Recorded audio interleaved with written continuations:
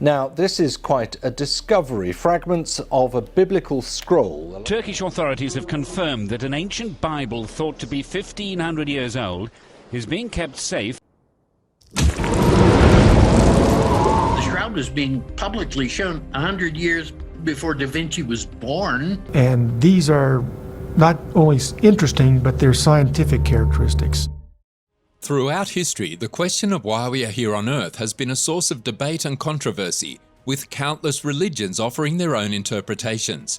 Christianity, in particular, has seen its fair share of factions and differing beliefs, leading to many interpretations of the Bible. But what if there was a version of the Bible that had been hidden for centuries, one that could upend everything we thought we knew? The discovery of a 1,500 to 2,000-year-old Bible in Turkey's Ethnography Museum has sent shockwaves through the Christian faith, as it contains the long-lost Gospel of Barnabas. What secrets does this ancient text hold, and how will it affect the millions of Christians around the world? Stay tuned to find out. The Gospel of Barnabas is not your ordinary gospel. It's an apocryphal one, supposedly written by a first-hand observer who had a completely different take on Jesus' life compared to what's presented in the Bible. According to this gospel, Jesus was simply a prophet who never experienced crucifixion, but instead ascended to heaven. But wait, there's more. The story of the crucifixion isn't entirely lost. The Gospel of Barnabas suggests that it was actually Judas Iscariot who was nailed to the cross instead. This book was uncovered during a daring heist as thieves attempted to smuggle it across the Mediterranean Sea. And get this version of the Bible is estimated to be worth over $25 million due to its shocking revelations and ancient origins. It's no secret that Christianity and Islam haven't always seen eye to eye. But what if the reason for this was due to differences in interpretation? This new biblical story could shake things up, as it reveals that Jesus may have had knowledge of the Prophet Muhammad and even foresaw his arrival. If Christians decide to honor this gospel, their beliefs and teachings could take a different turn.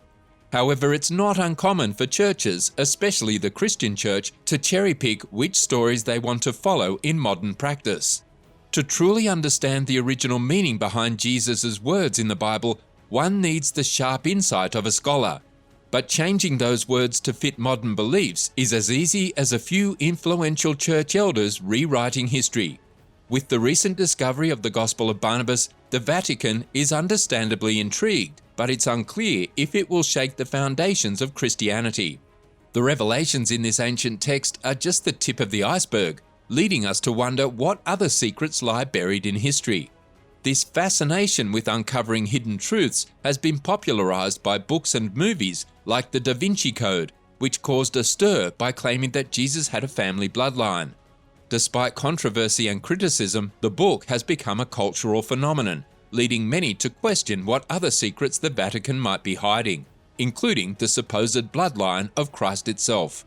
Furthermore, the life of Jesus is one of the most scrutinized and debated in history, and the missing years of his life have only added to the mystery.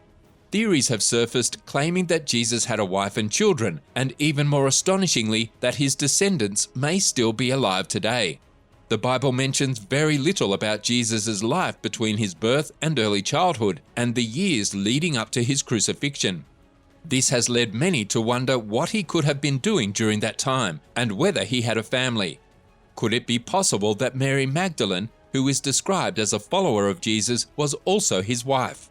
The Vatican Apostolic Archives have become a focal point for theorists who believe that evidence of Jesus' bloodline is hidden within. Some suggest that letters between St. Paul and Emperor Nero could provide a first-hand account of Jesus' life, including information about his family. Others speculate that drawings of Jesus made by individuals who had seen him in person may also be stored within the archives. The earliest known portraits of Jesus date back to about 200 years after his death.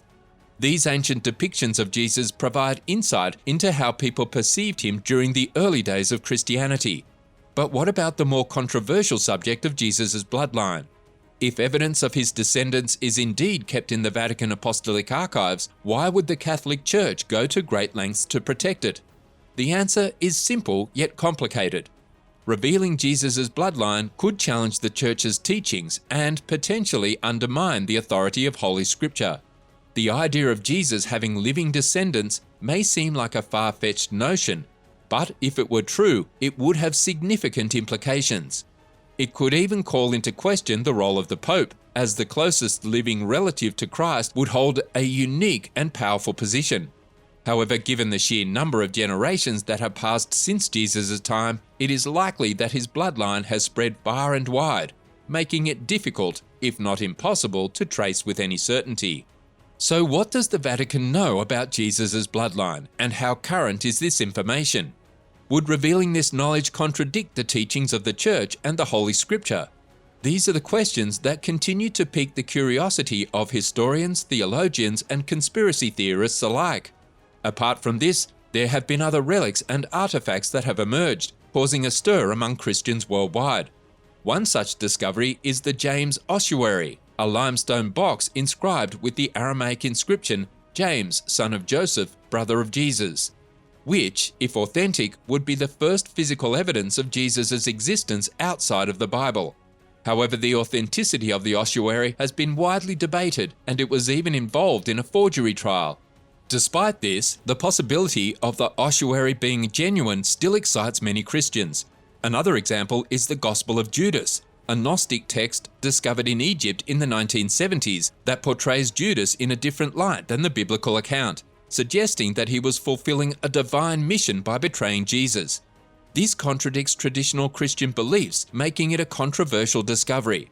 Nevertheless, it provides valuable insight into early Christian thought and the diversity of beliefs within the early church. Throughout history, Christians have been fascinated with relics from the time of Jesus, with Catholic leaders leading the charge in collecting anything from holy objects mentioned in the Bible to the remains of saints.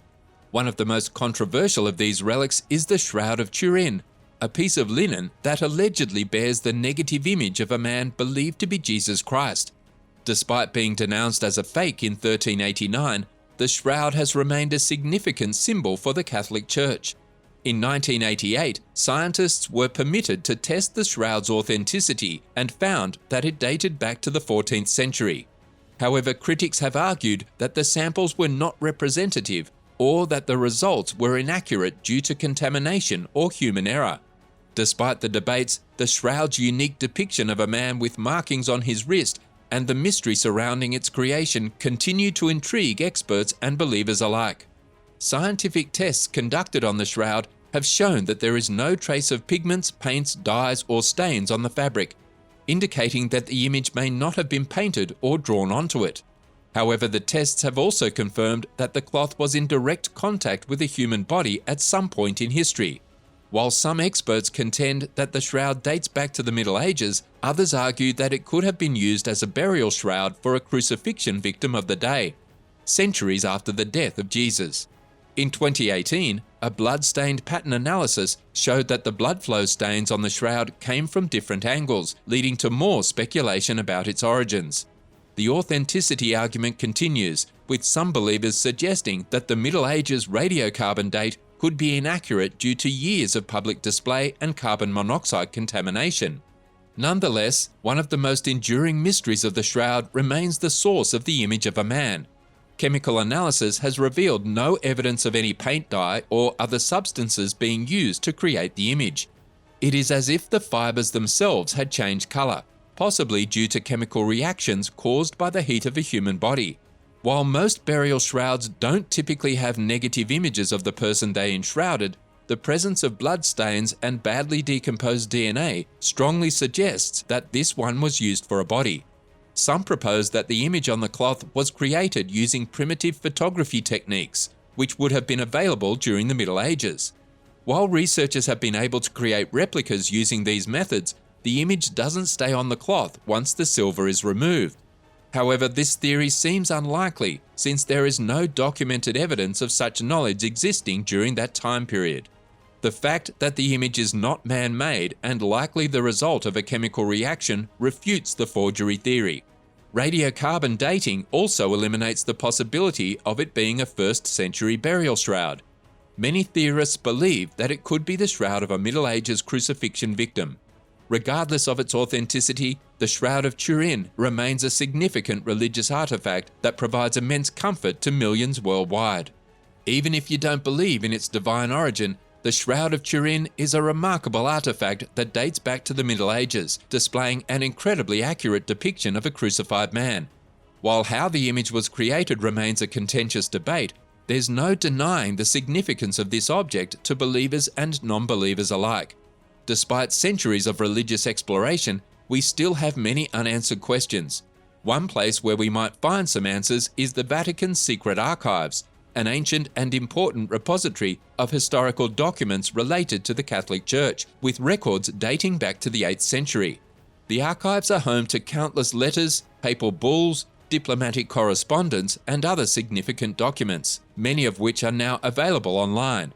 Yet with so many documents to sift through, there are still many secrets waiting to be uncovered within the mysterious archives. Share your thoughts on what other information you believe the Vatican might be concealing from the general public by leaving a comment below.